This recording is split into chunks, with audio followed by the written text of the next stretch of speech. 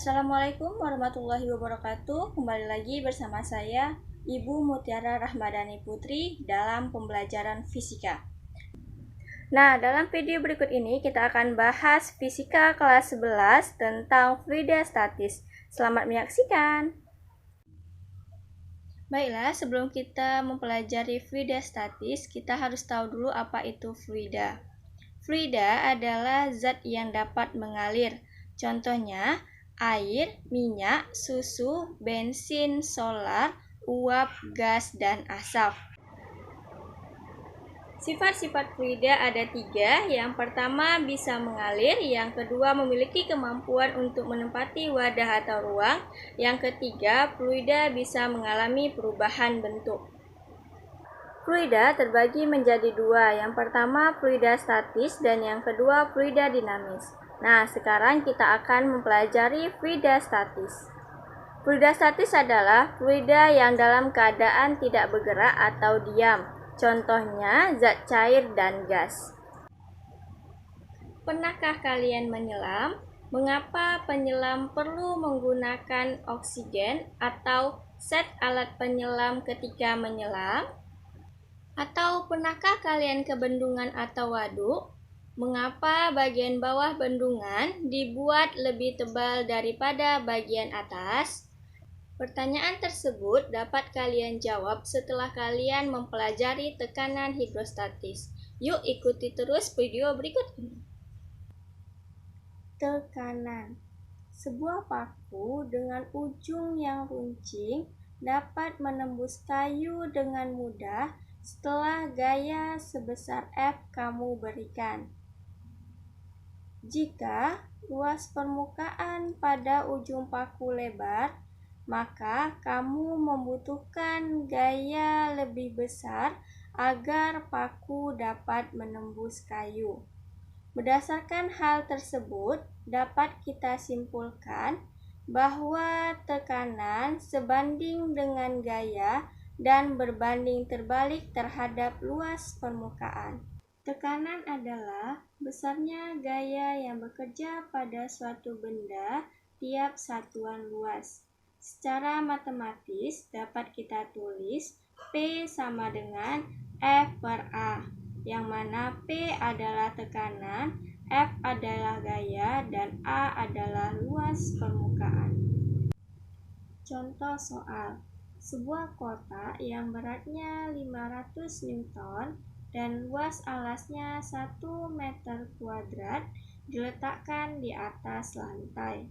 Hitunglah tekanan yang diberikan kotak terhadap lantai.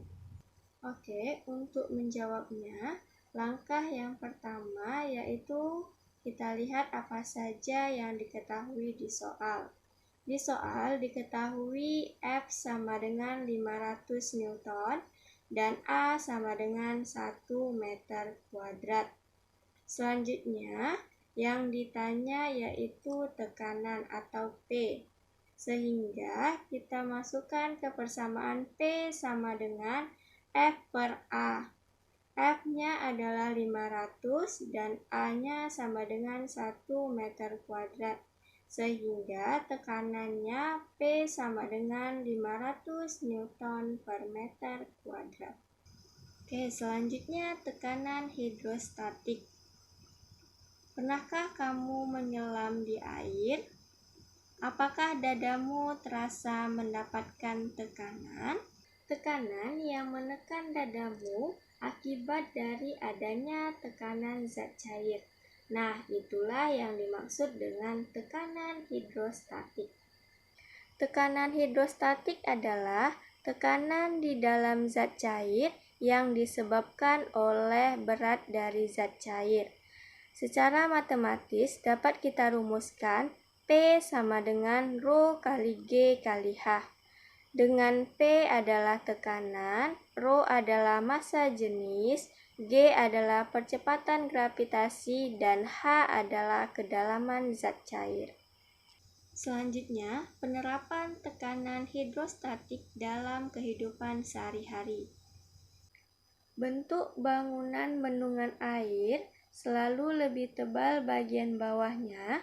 Hal ini untuk menahan besarnya tekanan pada bagian bawah. Penyelam tradisional pendengarannya sering rusak akibat dari tekanan hidrostatik di dasar lautan. Contoh soal: seorang penyelam sedang melakukan penyelaman di kedalaman 10 meter di bawah permukaan air. Jika massa jenis air 1000 kg per meter pangkat 3 dan percepatan gravitasi buminya 10 meter per sekon kuadrat, tentukanlah tekanan hidrostatis yang dialami oleh penyelam tersebut. Untuk menjawab soal tersebut, langkah yang pertama yaitu kita lihat dulu apa saja yang diketahui di soal. Di soal diketahui kedalamannya atau hanya 10 meter, Rho atau massa jenis airnya 1000 kg per meter pangkat 3, dan G atau gravitasi buminya 10 meter per sekon kuadrat. Yang ditanya, berapakah tekanan hidrostatis atau P? Sesuai dengan persamaan tekanan hidrostatis, yang mana P sama dengan Rho kali G kali H. Rho-nya 1000 dikali G-nya 10 dan H-nya 10, sehingga tekanan hidrostatisnya yaitu 100.000 Newton per meter kuadrat. Selanjutnya, keadaan pada tekanan zat cair, yaitu pada bejana berhubungan. Pada bejana berhubungan, permukaan zat cair selalu datar walaupun bentuk bejananya berbeda. Adapun terapannya pada ceret. Konsep bejana berhubungan tidak berlaku apabila yang pertama, jika diisi oleh zat cair yang berbeda. Yang kedua, tekanan pada bejana tidak sama. Dan yang ketiga, terdapat pipa kapiler. Pada saat bejana berhubungan diisi dengan zat cair yang berbeda, maka permukaannya tidak akan datar. Permukaan yang tidak datar tersebut dimanfaatkan untuk mengukur massa jenis zat cair. Mengukur massa jenis zat cair berdasarkan prinsip bejana berhubungan. Di sini yaitu kita akan mengukur tekanan pada minyak dan tekanan pada zat cair. Tekanan pada minyak kita simbolkan P1 dan tekanan pada zat cair kita simbolkan dengan P2. Sesuai dengan persamaan tekanan hidrostatis, sehingga Rho1 dikali G kali H1 sama dengan Rho2 kali G kali H2. Karena gravitasi buminya sama, bisa kita coret, sehingga persamaannya menjadi Rho1 dikali H1 sama dengan Rho2 kali H2. Dengan Rho1 adalah massa jenis zat cair pertama, dan Rho2 sama dengan massa jenis zat cair kedua. H1 adalah tinggi zat cair pertama, dan 2 adalah tinggi zat cair kedua. Contoh soal: sebuah pipa U diisi oleh dua cairan yang berbeda seperti pada gambar berikut. Jika massa jenis Rho1 sama dengan 0,8 gram per cm pangkat 3, Rho2 sama dengan 1 gram per cm pangkat 3, dan H1 sama dengan 10 cm, maka tinggi H2 adalah. Oke, untuk menjawab soal tersebut, langkah yang pertama yaitu kita lihat apa saja yang diketahui di soal.